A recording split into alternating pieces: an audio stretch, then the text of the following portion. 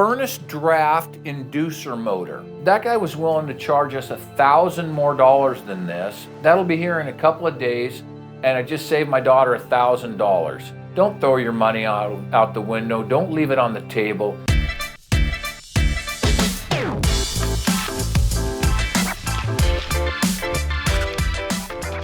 Hey everybody, Jamie Jenisic, Team North Idaho Home Hunter here in Coeur d'Alene, Keller Williams.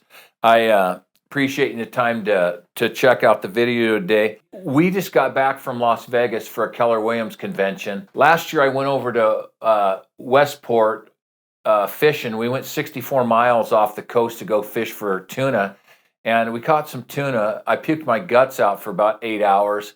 I called my wife that night and said, hey, here's one more thing that I don't need to ever do again is go tuna fishing. I will buy some albacore from Costco. That's kind of how I feel about the Las Vegas Strip, but anyways, that's neither here nor there. I got back home, my daughter called me. She bought a house this summer and her house is 8 years old, so her furnace is 8 years old. Her furnace wouldn't come on, and it was flashing some light, it was throwing some code. And so she reached out to a local HVAC company here that's in town. The guy he came out really promptly, and so when he got there, of course, she's my baby. She's 26, but she's my baby. And so I got him on the phone and I wanted to talk to him as he's troubleshooting it. And the first thing the guy started going into was, well, this furnace is really old, It's really old, it's 8 years old.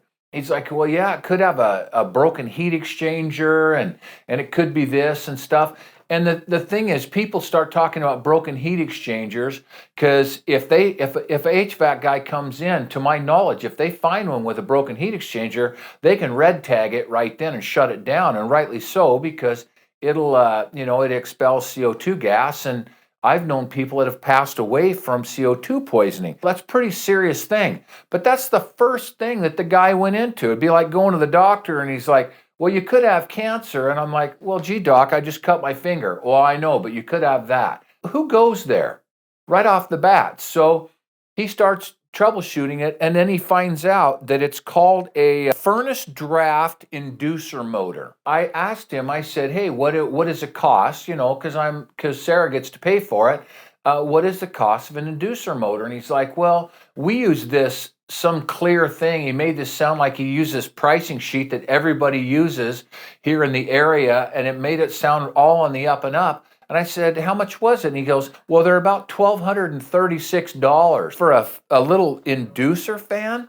He's like, well, yeah, that's just the average cost. And I'm just going, oh, okay. I got a lot of friends in the HVAC business, and I had just looked up a furnace because we had just installed a mini split in our house last year. I can buy a brand new furnace for $1,200. He's like, well, so what do you want me to do? Do you want me to put it in? I said, no, thank you. I'll have a friend of mine check into it. And I had a buddy of mine, he called in their parts house, and it happened to be this part that was out of stock, it's back ordered. And so it took me about probably 45 minutes on the internet, and I found one out of Colorado. Now keep in mind, this is $1,236 for this inducer fan, and I ordered it today, and with FedEx 2 to 5 day shipping, it's $243.79. When you have somebody come in, and my pastor's always taught me this, he's a builder developer, he says, always get 2 or 3 bids. It does not hurt to check things out. And I'll tell you what, when you're going to go spend thousands of dollars for something, check out the internet. Hey, I'm old, I'm 59 years old. I'm not super great on the Facebook, but I do know my way around Google, and it was real easy to pop this in. And there was a lot of websites in there that had the price on this. That guy was willing to charge us $1,000 more than this. And I'll probably get my friend a Cabela's card or something to come over and install it.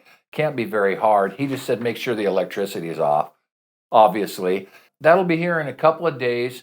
And I just saved my daughter $1,000. Don't throw your money out the window. Don't leave it on the table. I'm not a furnace guy, but I've got a long history. I worked equipment. I'm a welder.